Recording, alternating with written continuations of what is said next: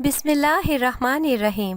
السلام علیکم۔ جیل کے پیچھے 16 سالہ مجرمہ نے آئی جی کے کان میں ایسا کیا کہا کہ وہ لڑکی کے پیروں میں گر پڑا؟ جان کر آپ کی روح کانپ اٹھے۔ آج تو اس کے لیے جیسے قیامت آ گئی تھی۔ وہ اس لڑکی کی بات پر کرنٹ کھا کر پیچھے ہٹا۔ اس کی بات سن کر اسے بہت شدید حیرت کا جھٹکا لگا تھا۔ نہیں، ایسا نہیں ہو سکتا۔ وہ نفی میں سر ہلاتا ہوا پیچھے دیوار کی جانب کھسک رہا تھا اور وہ اس کے سامنے کھڑی ہنس رہی تھی، اور وہ جو اس کی بیٹی سے بھی چھوٹی عمر کی تھی، وہ اس کے ساتھ کیسی انوکھی بات کر رہی تھی۔ ایسا کیسے ہو سکتا تھا؟ بھلا ایسا بھی ہوتا ہے دنیا میں؟ یہ کوئی فلم کی کہانی نہیں تھی، یہ اس کی زندگی تھی، ایک حقیقی زندگی، ایک جیتے جاگتے شخص کی زندگی۔ مگر اسے لگ رہا تھا کہ وہ کسی کہانی کا کردار بن گیا ہے۔ اس کی زندگی میں یہ موڑ بھی تو کسی فلم کی مانند ہی آیا تھا۔ کتنے ہی پل لگے تھے اس نے خود کو سنبھالنے میں۔ وہ پھر سے اس لڑکی کے پاس گیا اور اس نے پھر سے وہی سوال پوچھا، اس کی شناخت کے بارے میں، اس کی ولدیت کے بارے میں اور اس سے اس جرم کے بارے میں جو اس نے کیا تھا۔ مگر لڑکی کا جواب ابھی بھی وہی تھا جو اس کے خواص باختہ کرنے کے لیے کافی تھا۔ وہ لڑکی جو اس کے سامنے مجرم بنی کھڑی تھی، جس نے قتل جیسا سنگین جرم کیا تھا، جو اس کی بیٹی کی ہم عمر تھی، جس کے ہاتھوں میں ہتکڑیاں تھیں اور جو شکل سے بہت معصوم لگتی تھی، مگر اس کی آنکھیں اس کے چہرے کا ساتھ نہیں دیتی تھیں۔ اس کی آنکھیں کچھ اور کہہ رہی تھیں، اور اگر کوئی صاحب نظر ہوتا تو ان کی آنکھوں میں لکھی ہوئی داستان آسانی کے ساتھ پڑھ سکتا تھا۔ مگر وہ صاحب نظر نہیں تھا، صاحب بصیرت بھی نہیں تھا، مگر وہ چہرہ شناس ضرور تھا۔ اسے بہت سال ہو گئے تھے یہ نوکری کرتے ہوئے، کتنے سال ہو گئے تھے۔ وہ ہر طرح کے لوگوں سے ملا تھا اور وہ اچھی طرح سے جان گیا تھا کہ یہ لڑکی سچ کہہ رہی ہے، مگر اس کا سچ اس کی جان لینے لگا تھا۔ اسے لگنے لگا کہ اس کا دم ہی گھٹنے لگا ہے۔ وہ وہاں پر اس کی تفتیش کرنے آیا تھا، مگر اب اسے لگ رہا تھا وہ اس سے مزید کوئی سوال نہیں کر سکتا اور مزید اس کا سامنا بھی نہیں کر سکتا۔ وہ وہاں سے گھر آ گیا۔ آج وہ اپنے کمرے میں بیٹھا کھڑکی کھولے صحن میں دیکھ رہا تھا اور ساتھ وہ اپنے ماضی کے جھڑکوں میں جھانک رہا تھا۔ جب اس کی بیٹی اس کے کمرے میں آئی، کچھ دن پہلے ہی اس نے اپنی بیٹی کی شادی کی تھی۔ وہ اپنے گھر میں بہت ہی زیادہ خوشباش تھی۔ اس کا اندازہ اس کی کھنکتی ہوئی آواز سے ہو جاتا تھا جب وہ بات بے بات قہقہ لگا کر ہنستی۔ اس نے اپنے باپ کو ہمیشہ سے ایسا ہی دیکھا تھا، بہت ہی سلجھو اور تحمل مزاج اور کافی حد تک تنہائی پسند۔ اس نے کبھی بھی اپنے ماں باپ کو آپس میں لڑتے ہوئے نہیں دیکھا تھا۔ اس کی امی اکثر غصہ کر جایا کرتی تھی اور غصے میں ڈانٹ بھی دیا کرتی تھی، مگر ابو کو اس نے کبھی بھی غصے میں نہیں دیکھا تھا۔ مگر ان کی ایک بات اسے بہت ہی زیادہ حیران کرتی تھی، وہ کافی حد تک تنہائی پسند تھے اور کافی حد تک کم گو بھی تھے۔ آفس سے گھر آنے کے بعد وہ اپنا ٹائم ان دونوں ماں بیٹی کے ساتھ گزارتے تھے، مگر کرن کو ایسے لگتا تھا جیسے وہ ان کے ساتھ ہوتے ہوئے بھی ان کے ساتھ نہیں ہے، جیسے وہ ان دونوں سے بہت دور ہے۔ اسے ایسا لگتا تھا جیسے کوئی بات ہے جو اس کے ابو کو پریشان کرتی ہے، مگر وہ اسے اپنے الفاظ میں بیان نہیں کر سکتے۔ کئی بار اس نے دبے لفظوں میں ان سے اس بارے میں پوچھا تو انہوں نے ہمیشہ اسے ٹال دیا۔ وہ ہر ممکن طور پر کوشش کرتے تھے کہ اپنے ماضی کو بھول جائیں، مگر انہیں اپنا ماضی لاکھ کوشش کے باوجود بھی نہیں بھولتا تھا۔ کوئی نہ کوئی ایسی بات ہو جاتی تھی جو انہیں اس کی یاد دلا دیا کرتی تھی۔ کبھی کوئی بات، کبھی کوئی چہرہ، کبھی کوئی لفظ اس کو مجسم بنا کے ان کی نظروں کے سامنے لا کر کھڑا کر دیتا تھا، اور پھر وہ بے بسی کی مورت بنے اس کو دیکھنے لگتے تھے۔ ان کی محبت کی داستان بھی عجیب تھی۔ اسے پا کر بھی انہوں نے اپنے ہاتھوں سے کھو دیا تھا۔ اگر وہ چاہتے تو ساری زندگی اس کے ساتھ گزار سکتے تھے، مگر بزدلی ان کے آڑے آ گئی تھی اور اپنی بزدلی کے ہاتھوں انہوں نے اپنی محبت کو گوا دیا۔ آج بھی وہ اپنی ماضی کی گمگشتہ داستان کھولے بیٹھے تھے جب ان کی بیٹی نور ان کے کمرے میں آئی اور ان کے سامنے دو زانوں بیٹھ کر ان سے پوچھنے لگی کہ بابا کیا بات ہے، ایسی کون سی بات ہے جو آپ کو پریشان کرتی ہے؟ بیٹی کی بات پر ان کی آنکھیں نم ہو گئی۔ انہوں نے بمشکل اپنے جذبات کو قابو میں کیا اور اس سے کہا کہ ایسی کوئی بات نہیں ہے، بس وہ تھکے ہوئے ہیں اس لیے کمرے میں آ کر بیٹھ گئے۔ وہ اس سے کیا بتاتا کہ آج ان پہ کیسی قیامت ٹوٹی ہے۔ ان کے ماضی سے جڑی حقیقت ان کے سامنے یہاں کھڑی ہوئی اور ان کی بے بسی کا جیسے تماشا دیکھ رہی تھی۔ اس نے اپنی بیٹی سے اپنی آنکھوں کی نمی چھپانے کے لیے چہرے کا رخ بدل لیا تھا، مگر وہ اسی کی بیٹی تھی اور ماں سے زیادہ اپنے باپ کے قریب تھی اور اپنے باپ سے بہت محبت کرتی تھی۔ اس نے کہا کہ آج مجھے بتائیں آخر ایسی کون سی بات ہے جو آپ کو پریشان کر رہی ہے، جو آپ کو چین نہیں لینے دیتی؟ مجھ پہ بھروسہ رکھیں بابا، میں آپ کا راز اپنے تک ہی رکھوں گی۔ آج اس کا دل بھی غم سے پھٹ رہا تھا۔ آج وہ خود کو بہت تھکا ہوا، بہت اکیلا محسوس کر رہا تھا۔ وہ چاہ رہا تھا کہ کوئی ایسا ہو جو اس کا شریک غم ہو، اور بیٹی سے بڑھ کر اس کے لیے کون خیر خواہ تھا، کون اس کے درد کو، اس کی تکلیف کو سمجھ سکتا تھا۔ اس نے اپنا ماضی اپنی بیٹی پر عیاں کر دیا، یہ جانے بغیر کہ اس کی بیوی بھی دروازے پر کھڑی ہے، سب کچھ سن رہی ہے۔ جب تعلیم مکمل کرنے کے بعد میں پولیس میں بھرتی ہوا، तो अम्मी को मेरी शादी की बहुत ज़्यादा ख्वाहिश होने लगी थी। वो जल्द अज जल्द मेरे सर पे सेहरा सजाने की ख्वाहिशमंद थी और वो अपनी भांजी को बहू बनाना चाहती थी। उन्होंने मुझसे मेरी पसंद के बारे में पूछा, मगर मैं किसी को भी पसंद नहीं करता था। मैंने ये तमाम मामलात उन पर छोड़ दिए थे। मेरे इस फैसले से अम्मी बहुत ज़्यादा खुश हुई थी और फिर उन्होंने जट मंगनी और पटबिया वाला मामला किया था। फिर शादी के बाद मैं मुतमईन ज़िंदगी गुजार रहा था। मुझे तुम्हारी माँ से किसी किस्म की कोई शिकायत नहीं थी। जब तुम 5 साल की थी तब मेरा तबादला शुमाली इलाकाजात की तरफ हो गया था। मैं लाख कोशिश के बावजूद भी अपना तबादला रुकवा नहीं सका था और जब मैं वहाँ पर गया तो वहाँ की खूबसूरती और दिलकशी में खोकर रह गया। वहाँ मुझे 1 साल के अरसे तक क़याम करना था और कुछ दिनों के बाद ही मैं वहाँ के माहौल का आदी हो गया था और वहाँ पर रहना मुझे अच्छा लगता था। हर रोज़ मैं घर पे कॉल करके तुम लोगों की खैर खैरियत मालूम करता था। एक दिन मैं अपने कांस्टेबल के साथ छुट्टी वाले दिन इस इलाके की सैर करने बाहर निकला तो एक चेहरे को देखकर मेरी निगाहें गोया वापस पलटना भूल गई थी। वो जो भी थी बहुत खूबसूरत थी और इस कदर हसीन लग रही थी कि मैं उस पर से नजरें हटा नहीं पा रहा था। तब मुझे एहसास हुआ था कि मुझे उससे मोहब्बत हो गई थी। मैंने अपने दिल को बहुत डांटा डपटा, खुद को समझाने की बहुत कोशिश की कि मैं एक शादीशुदा इंसान हूँ, मैं किसी और से कैसे मोहब्बत कर सकता हूँ जबकि मुझे अपनी बीवी से किसी किस्म की कोई शिकायत नहीं है। मैंने उस तरफ जाना छोड़ दिया जहाँ पर मैंने उस लड़की को देखा था, मगर अनजाने में ही मेरे कदम वहाँ पर जा रुकते थे। मेरी दिलचस्पी को भांपते हुए कांस्टेबल ने मुझे उसके बारे में बताया कि वो अपनी सौतेली माँ के साथ रहती है और उसकी सौतेली माँ बहुत ही ज्यादा जालिम है। उससे ये सुनकर मुझे बहुत दुख हुआ। एक दिन मैं थाने में बैठा था जब बहुत ही तेज बारिश होने लगी थी और मेरी वहाँ पर मौजूदगी की पहली ही बारिश थी और मैं इससे बहुत ही ज्यादा लुत्फानंदोज हो रहा था। मैं खिड़की से बाहर बारिश का नजारा कर रहा था जब मैं चौंक कर बैठ गया। वो बड़ी तेजी के साथ थाने में दाखिल हो रही थी और फिर वो मेरे बारे में पूछने लगी। उस वक्त मैं इंस्पेक्टर के ओहदे पर फाइज था। वहाँ पर उस वक्त मैं ही सीनियर अफसर था और उसको कांस्टेबल ने मेरे ऑफिस में भेज दिया। वो मेरे सामने आकर बैठ गई और बहुत बुरी तरह से रोने लगी। बारिश में भीगने की वजह से उसके कपड़े जिस्म के साथ चिपके हुए थे और उस वक्त उसकी थाने में मौजूदगी मुझे बहुत ही ज़्यादा डिस्टर्ब कर रही थी। मैं बमुश्किल उससे नजरें चुरा रहा था। फिर मैंने उससे पूछा कि तुम्हें इस तरह से थाने में नहीं आना चाहिए था। वो कहने लगी, मैं क्या करती, मेरी सौतेली माँ मुझ पर बहुत जुल्म करती है और अब तो वो मेरी ज़बरदस्ती एक बड़ी उम्र के मर्द के साथ शादी करवाना चाहती है। ये बात कहने के बाद वो ज़ोर ज़ोर से रोने लगी। उसको रोता हुआ देखकर मेरे दिल को कुछ होने लगा था। मुझे उससे बहुत ज़्यादा हमदर्दी हो रही थी, मगर थाने में जिस तरह के लोग थे और उसे जिन नज़रों से देख रहे थे मुझे उनसे उलझन हो रही थी। मैंने उसे गाड़ी में बिठाया और उसके घर पर छोड़ दिया और उसे कहा कि दोबारा इस तरह से थाने में मत आना। वो वहाँ से मुँह बसूर थी अपने घर में चली गई। उसका कहना था कि मुझे उसकी माँ से बात करनी चाहिए और मैं ये सोच रहा था ये उनका खालिसन घरेलू मामला है, मैं इस मामले में क्या कह सकता था। मैं उसे वहाँ छोड़ने के बाद दोबारा से पुलिस स्टेशन में आ गया और रात को जब मैं अपने क्वार्टर में सो रहा था तो आधी रात को मेरा कोई ज़ोर ज़ोर से दरवाज़ा खटखटाने लगा। जब मैंने दरवाज़ा खोला तो वही लड़की मेरे सामने खड़ी थी। मैं आधी रात को उसे अपने दरवाजे पे खड़ा देखकर हैरान रह गया और उसे पूछा कि तुम इस वक्त मेरे दरवाजे पे क्या कर रही हो। वो हिचकियाँ ले लेकर रोने लगी और कहने लगी कि वो अब वापस नहीं जाएगी क्योंकि सुबह होते ही उसकी माँ उस बूढ़े के साथ उसकी शादी कर देगी। वो ज़बरदस्ती मेरे घर में दाखिल हो गई। मैंने उसे बहुत समझाने की कोशिश की कि मेरे घर में उसका रुकना मुनासिब नहीं है, वो इस वक्त अपने घर में चली जाए। मैं सुबह आके ये सारा मामला देख लूँगा और उसकी माँ को समझाऊंगा कि उसकी मर्जी के खिलाफ उसकी शादी मत करो, मगर वो किसी बात पर कायल ही नहीं हो रही थी। कुछ ही देर गुजरी थी जब दरवाज़ा ज़ोर ज़ोर से खटखटाने की आवाज़ आने लगी। जब मैंने दरवाज़ा खोला तो वहाँ पर गाँव के बहुत सारे लोग खड़े थे जो मुझ पर तरह तरह के इल्ज़ामात लगा रहे थे। उनका ये कहना था कि मेरा रानू के साथ चक्कर चल रहा है और उस वक्त रानू की मेरे घर में मौजूदगी उनकी तमाम बातों को सच साबित कर रही थी।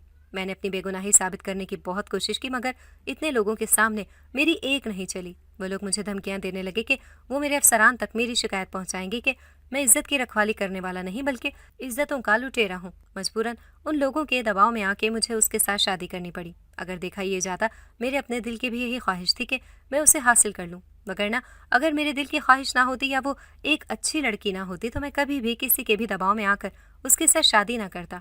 मगर अब मसला ये था कि मुझे कुछ टाइम के बाद वापस आ जाना था और मैं उसके बारे में किसी को कुछ नहीं बता सकता था। मैं अगर तुम्हारी माँ को इस बारे में बताता तो वो हंगामा खड़ा कर देती। मेरे वहाँ से तबादले के दिन करीब आ रहे थे और वो भी उस वक्त ऐसी हालत में थी जब मैं उसे अकेला नहीं छोड़ सकता था क्योंकि वो माँ बनने वाली थी और उसकी डिलीवरी में कुछ ही वक्त बाकी था। उस वक्त उसके साथ किसी ना किसी का मौजूद होना बहुत ज़रूरी था। आजकल उसकी सौतेली माँ उसके साथ बहुत ही ज़्यादा मोहब्बत जता रही थी और मैं अक्सर رانو سے کہتا کہ تم اپنی ماں پر بلا وجہ شک کرتی ہو، اسے بلا وجہ بدگمان تھی، وہ تو اتنی اچھی ہے، تم سے اتنی محبت کرتی ہے۔ تب رانو خاموش ہو کر رہ جاتی اور جس دن میں نے واپس آنا تھا میں نے اس کی سوتیلی ماں کو کہا کہ میں کچھ دنوں کے بعد آ کر اسے ہمیشہ کے لیے یہاں سے لے جاؤں گا، تب تک اس کا خیال رکھنا۔ اس نے مجھے یقین دہانی کروائی کہ رانو بھی اس کی بیٹی ہے اور وہ ایک ماں کی طرح اس کا خیال رکھے گی، مگر رانو بہت ہی زیادہ ڈر رہی تھی۔ اس کا یہ کہنا تھا کہ سوتیلی ماں اس کو جان سے مار دے گی، میں اسے اکیلا چھوڑ کر کہیں نہ جاؤں، مگر میرا تبادلہ واپس اپنے شہر میں ہو چکا تھا اور میں مزید وہاں پر رک نہیں سکتا تھا۔ جب میں واپس اپنے شہر میں آیا تو کچھ ہی دن کے بعد میری امی کی طبیعت خراب رہنے لگی اور پھر ایک رات وہ ہمیں اکیلا چھوڑ کر چلی گئیں۔ ان کی موت کے غم نے مجھے نڈھال کر دیا تھا، مجھے کھانے پینے کا کسی چیز کا کوئی ہوش نہیں تھا اور تب تو میں رانو کو بھی بالکل بھول چکا تھا۔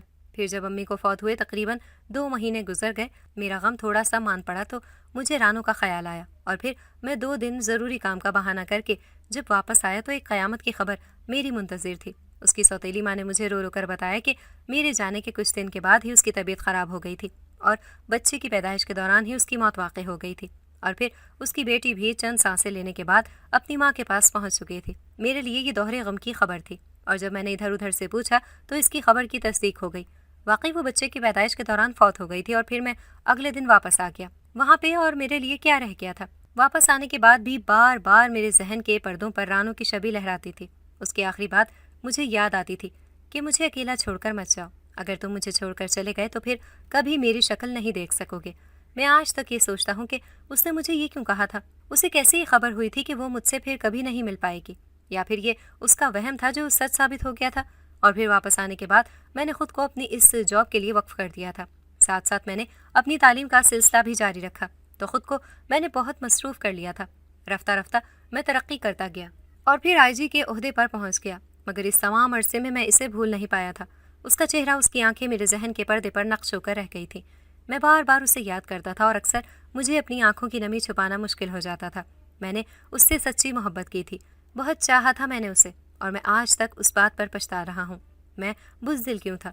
میں اس کے اور اپنے رشتے کو دنیا کے سامنے کیوں نہیں بیان کر سکا؟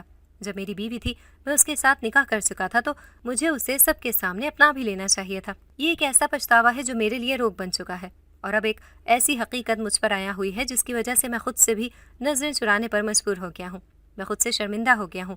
کاش اگر میں نے اس کی سوتیلی ماں پر اس دن اعتبار نہ کیا ہوتا، کاش اس کی اس بات کی بھی تصدیق کی ہوتی کہ میری بیوی کے بعد میرا بچہ بھی دنیا سے چلا گیا تھا تو آج میرے ساتھ یوں نہ ہوتا۔ یہ بات کہنے کے بعد وہ ہچکیاں لے کر رونے لگے تھے۔ ان کی بیٹی کی آنکھیں بھی نم تھی۔ وہ کہنے لگی، بابا جان جو ہونا تھا ہو گیا، اسے مقدر کا کھیل سمجھ کر بھول جائیں۔ آئی جی صاحب اس کی بات سن کر کہنے لگے کہ میں اسے مقدر کی بات سمجھ کر بھول چکا تھا، مگر میں یہ بھول چکا تھا کہ مقدر کے کھیل بھی نرالے ہوتے ہیں، اور میرے ساتھ بھی مقدر نے ایک عجیب کھیل کھیلا ہے۔ ان کی بیٹی کہنے لگی، بابا جان مجھے بتائیں کیا ہوا ہے؟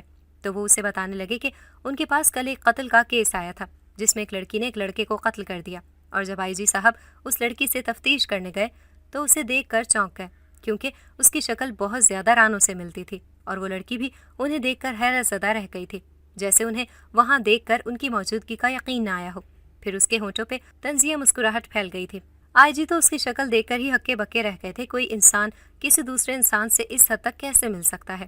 اور پھر جب انہوں نے اس لڑکی سے تفتیش شروع کی تو اس نے بتایا کہ وہ رانو کی اور ان کی بیٹی ہے۔ یہ سن کر ہی وہ وہاں سے چلے آئے اور اس کے بعد اس سے کوئی سوال کر ہی نہیں سکے۔ اب تو تینوں ہی اپنی جگہ پر خاموش تھے۔ اس کی بیوی سوچ رہی تھی کہ وہ کمرے میں جا کر ان کا غم بچائے یا خاموشی سے ان کا بھرم قائم رہنے دے۔ پھر انہوں نے ہمیشہ کی طرح خاموشی کو قائم کیا اور وہاں سے ہٹ گئی، اور بیٹی یہ سوچ رہی تھی کہ وہ اپنے باپ کو حوصلہ کیسے دے۔ جس باپ نے اپنی اولاد کو بچپن میں مردہ سمجھ لیا تھا، وہ اب اس کے سامنے نہ صرف زندہ حالت میں موجود تھی بلکہ ایک مجرم کی حیثیت سے اس کے سامنے کھڑی تھی۔ اس کے غم کا اندازہ لگانا مشکل نہیں تھا۔ اگلے دن وہ ہمت کرنے کے بعد دوبارہ سے اپنے آفس میں آ گئے اور اس لڑکی کو بلانے کے لیے کہا۔ جب وہ ان کے سامنے آئی تو اس کا چہرہ بالکل سپاٹ تھا، جذبات سے بالکل آری۔ آئی جی صاحب نے اسے بیٹھنے کے لیے کہا اور اس نے کہا کہ تم مجھے سب کچھ بتاؤ، بچپن سے لے کر اب تک تم کہاں رہی اور تم نے یہ قتل کیوں کیا؟ تم تو بہت چھوٹی سی ہو، اتنی چھوٹی عمر میں قتل جیسا سنگین جرم کیسے کر سکتی ہو؟ وہ جب بولنے پہ آئی تو اس کا ایک ایک لفظ جیسے کرب میں ڈوبا ہوا تھا۔ میں جب پیدا ہوئی تو میں نے صرف اپنی نانی کا چہرہ دیکھا، نانی کے علاوہ میں کسی بھی رشتے سے آشنا نہیں تھی، مگر جب میں بڑی ہوتی گئی تو میری حیرت میں بھی اضافہ ہوتا گیا کہ نانی باقیوں نانی جیسی نہیں تھی۔ میری سہیلیوں کی جو نانیاں تھیں وہ ان سے بہت پیار کرتی تھی، ان کے بہت زیادہ لاڈ اٹھاتی تھی، جبکہ میری نانی تو مجھے بہت مارتی تھی، مجھ پر بہت ظلم کرتی تھی۔ اس کا کہنا تھا کہ میں اس کے لیے مصیبت ہوں۔ مجھے نانی کی زبانی یہی پتہ چلا تھا کہ میری ماں میری پیدائش کے دوران ہی فوت ہو گئی تھی، اور پھر اس کے فوت ہونے کے کافی دن کے بعد میرے ابو وہاں پر آئے تھے، مگر میری نانی نے ان سے جھوٹ بولا کہ میں بھی ماں کے ساتھ مر چکی ہوں، اور اب وہ اس بات پر پچھتاتی تھی کہ انہیں مجھے میرے باپ کے ساتھ بھیج دینا چاہیے تھا۔ انہیں میری ذمہ داری اٹھانا بہت مشکل لگ رہا تھا، مگر جب میں بڑی ہوتی گئی تو انہیں اپنی یہ ذمہ داری ہلکی ہوتی محسوس ہوئی، کیونکہ وہ گھر کے سارے کام مجھ سے کرواتی تھی۔ مجھے محلے والوں سے پتہ چلا کہ میری ماں کے ساتھ بھی وہ بہت ظلم کرتی تھی۔ میری ماں کو بھی اس نے چھوٹی سی عمر سے ہی کام پر لگا دیا تھا اور خود سارا دن بستر توڑتی رہتی تھی۔ پھر محلے والوں کی زبانی ہی مجھے پتہ چلا کہ آپ دونوں کی شادی کیسے ہوئی تھی۔ میں نے میٹرک تک وہ مشکل تعلیم حاصل کی تھی۔ نانی کا مجھے پڑھانے کا کوئی ارادہ نہیں تھا۔ میں اس وقت 6ٹھی کلاس میں پڑھتی تھی جب انہوں نے مجھے لوگوں کے گھروں میں کام کرنے پر لگا دیا تھا۔ ان کا کہنا تھا کہ وہ ساری زندگی میری ماں کو بھی کھلاتی رہی ہیں، اب ان کی بوڑھی ہڈیوں میں اتنا دم ہم نہیں ہے کہ وہ میری ذمہ داری بھی اٹھا سکیں۔ میں محنت سے اور کام سے جی چرانے والوں میں سے نہیں تھی، مگر میں جس گھر میں کام کرتی تھی وہاں کے مالک کی مجھ پر بری نظر تھی اور وہ میرے ساتھ غلط طریقے سے بات کرتا تھا۔ جب میں یہ بات آ کر نانی کو بتاتی تو وہ مجھے کہتی کہ آج کل کے زمانے میں یہ بات عام ہے، اگر تجھے کچھ کہتا ہے تو سن لیا کر، وہ تجھے کھا نہیں جائے گا۔ تب میں سوچتی تھی اگر میری سگی ماں ہوتی تو کیا وہ بھی مجھے ایسا کہتی؟ نانی کے پاس ہی میں نے آپ کی اور امی کی تصویر دیکھی تھی اور پھر اسے اپنے پاس سنبھال کر رکھ لیا تھا۔ میں آپ کو بہت زیادہ یاد کرتی تھی۔ جب بھی مجھے کوئی چھیڑتا تھا، مجھے تنگ کرتا تھا، تب مجھے آپ یاد آتے تھے۔ اور اس وقت میں میٹرک میں تھی جب ہمارے علاقے میں ایک سیاح آیا۔ وہ مجھ سے کافی بڑا تھا۔ وہ مجھے دیکھتے ہی مجھ پر عاشق ہو گیا تھا اور اس نے میرا راستہ روک کر مجھ سے بات کرنے کی کوشش کی، مگر میں اسے دیکھ کر ڈر گئی اور بھاگتے ہوئے اپنے گھر آ گئی، مگر تب میں بہت ہی زیادہ ڈر گئی تھی۔ جب شام کو ہی میں نے اسے اپنے گھر پر دیکھا، وہ مجھے دیکھ کر عجیب انداز میں مسکراتے ہوئے نانوں کے پاس چلا گیا تھا اور نانی کو اس نے راضی کر لیا، انہیں پیسوں کی لالچ دی اور انہیں میرے ساتھ شادی کرنے کے لیے رضامند کر لیا۔ جب وہ چلا گیا تو نانی نے مجھ سے کہا کہ کل تمہارا اس آدمی کے ساتھ نکاح ہے۔ میں نانی کے آگے بہت ہی زیادہ روئی چلائی، کیونکہ میں ابھی شادی نہیں کرنا چاہتی تھی اور نہ ہی میری ابھی شادی کی عمر تھی۔ میں تو بھی پڑھنا چاہتی تھی۔ میں نے نانی کی بہت زیادہ منتیں کی، مگر انہوں نے میری ایک بھی نہیں سنی۔ انہیں یہ بھی ڈر تھا کہ میں بھی کہیں امی کی طرح گھر سے بھاگ نہ جاؤں، اس لیے انہوں نے مجھے کمرے میں بند کر کے باہر سے دروازہ بند کر دیا اور اگلے دن میرا زبردستی نکاح کرنے کے بعد مجھے اس کے ساتھ رخصت کر دیا۔ وہ مجھے لے کر اس شہر سے آ گیا۔ اس کا رویہ میرے ساتھ بس ٹھیک ہی تھا۔ رفتہ رفتہ میں اپنی قسمت سے راضی ہونے لگی تھی اور خود کو وہاں پر رہنے کے لیے ذہنی طور پر تیار کرنے لگی تھی، کیونکہ میں نے اب ہمیشہ اسی کے ساتھ ہی رہنا تھا۔ مگر چند دن ہی گزرے تھے جب اس کے گھر میں اوباش قسم کے لوگوں کا آنا جانا شروع ہو گیا۔ پہلے تو میں صرف ان سے سلام دعا کرنے کے بعد وہاں سے چلی جاتی تھی، مگر اب وہ مجھے اس بات پر قائل کرنے لگا کہ میں اس کے دوستوں کے ساتھ بات چیت کیا کروں، اور پھر اس کا ایک دوست اس کی غیر موجودگی میں گھر میں آنے لگا۔ اور ایک دن جب وہ میرے شوہر کی غیر موجودگی میں آیا تو میں نے دروازہ ہی نہیں کھولا اور اسے کہا کہ جب وہ گھر آئیں گے تو آپ آ جانا۔ شام کو میرا شوہر آیا تو بہت زیادہ غصے میں تھا، مجھ سے کہنے لگا کہ تم نے آج میرے دوست کے لیے دروازہ کیوں نہیں کھولا؟ میں الٹا اسی سے پوچھنے لگی کہ میں گھر میں اکیلی تھی، میرا اس کو اندر بلانے کا کیا جواز بنتا تھا؟ اس وقت وہ خاموش ہو گیا، مگر کچھ دن کے بعد وہ مجھے اس بات پر اصرار کرنے لگا کہ میں اس کے دوستوں کے ساتھ غلط تعلقات بناؤں۔ جب میں نے اس بات سے انکار کیا تو وہ مجھ پر ہاتھ اٹھانے لگا اور پھر وہ مجھے زبردستی لوگوں کے سامنے پیش کرنے لگا، اور اس دن جب وہ نشے کی حالت میں تھا تو میں نے اسے قتل کر دیا۔ اگر میں اسے ختم نہ کرتی تو وہ مجھے یوں ہی رسوا کرتا رہتا، میری عزت کا سودا کرتا رہتا۔ یہ سب سن کر اس کے باپ کی آنکھوں میں آنسو آ گئے تھے۔ تفتیش مکمل ہو گئی تھی، ساری بات بالکل واضح ہو گئی تھی۔ اس لڑکی نے اپنی جان اور عزت بچانے کے لیے شوہر کا قتل کیا تھا۔ آئی جی صاحب نے فیصلہ کیا کہ وہ اپنی بیٹی کو بچانے کے لیے ہر ممکن کوشش کریں گے، مگر وہ اس کی نانی کو بھی ضرور سبق سکھانا چاہتے تھے، جس نے اس سے جھوٹ بولا تھا اور ان کی بیٹی کی زندگی برباد کر دی تھی۔ مگر جب وہ وہاں پر گئے تو پتہ چلا کہ وہ اب اس دنیا میں نہیں رہی۔ ان کے اندر غصے کا ایک لاوا تھا جو پک رہا تھا۔ انہوں نے اچھے سے اچھا وکیل کیا اور یہ ثابت کیا کہ اس میں صوبیہ کی کوئی غلطی نہیں ہے۔ اس نے یہ قتل اپنے دفاع میں کیا تھا۔ عدالت نے اسے 5 سال کی قید کی سزا سنائی تھی اور 5 سال کے بعد وہ اسے اپنے گھر میں لے آئے تھے، اور پھر انہوں نے اپنی بیوی سے یہ کہہ کر تعارف کروایا کہ یہ ان کی بیٹی ہے۔ جواب میں ان کی بیوی نے خوش دلی سے اس کا استقبال کیا اور اس کے ساتھ ویسا ہی سلوک کرنے لگی جیسے اس کی سگی بیٹی ہو، مگر صوبیہ بہت ہی زیادہ خاموش رہتی تھی، وہ بہت ہی کم بات کیا کرتی تھی۔ ایک دن جب اسے اس کی سوتیلی بہن نور نے اس کی اس قدر خاموشی کا سبب پوچھا تو وہ کہنے لگی کہ میں نے ساری زندگی ماں باپ کے سائے کے بغیر گزاری ہے، ان کی محبت اور شفقت کے بغیر گزاری ہے، اور اب جب اپنے باپ کے گھر میں آئی ہوں تو مجھے اندازہ ہوا ہے کہ باپ کا سہارا کتنا مضبوط ہوتا ہے۔ کوئی انسان کی طرف میلی نگاہ اٹھا کر دیکھنے کی جرت بھی نہیں کر سکتا، اور اگر آج میں بھی تمہارے ساتھ اس گھر میں پلی بڑی ہوتی تو میری زندگی بھی مختلف ہوتی۔ نور نے اسے گلے سے لگا لیا اور اسے تسلی دی کہ سب کچھ ٹھیک ہو جائے گا۔ سب لوگوں نے اسے کہا تھا کہ اگر تم تعلیم کا سلسلہ دوبارہ سے شروع کرنا چاہتی ہو تو ہمیں اس بات پر کوئی اعتراض نہیں ہے، مگر صوبیہ نے یہ کہہ کر انکار کر دیا کہ اس سے پڑھا نہیں جاتا، اسے اب کچھ بھی یاد نہیں رہے گا۔ آئی جی صاحب اس کے مستقبل کے حوالے سے بہت پریشان تھے۔ پھر ایک دن ان کے دوست نے صوبیہ کو دیکھا اور اس کے بارے میں آئی جی صاحب سے استفسار کیا، اور جب آئی جی صاحب نے اسے سب کچھ بتایا تو وہ کہنے لگا کہ میں اسے اپنی بہو بنانا چاہتا ہوں۔ آئی جی صاحب نے اسے کچھ بھی نہیں چھپایا تھا، ہر ایک بات اس پر عیاں کر دی تھی کہ کل کو اگر اسے کوئی بات پتہ چلے تو وہ ان سے شکوہ نہ کرے، مگر ان کا یہ کہنا تھا کہ جب سے میرے بیٹے نے تمہاری اس بیٹی کو دیکھا ہے وہ تب سے ہی اس بات پر وزید ہے کہ اس نے شادی کی تو اسی لڑکی سے ہی کرے گا۔ یہ سن کر آئی جی سر کو اطمینان ہو گیا تھا اور انہوں نے صوبیہ کی رضامندی سے اس کی شادی کر دی۔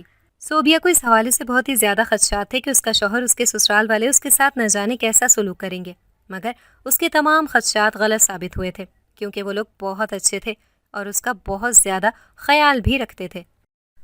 اگر آپ کو ہماری آج کی کہانی پسند آئی ہے تو اسے لائک کریں، شیئر کریں اور چینل کو سبسکرائب کرنا مت بھولیے گا تاکہ آپ کو ہر نئی آنے والی ویڈیو کا نوٹیفیکیشن بر وقت ملتا رہے۔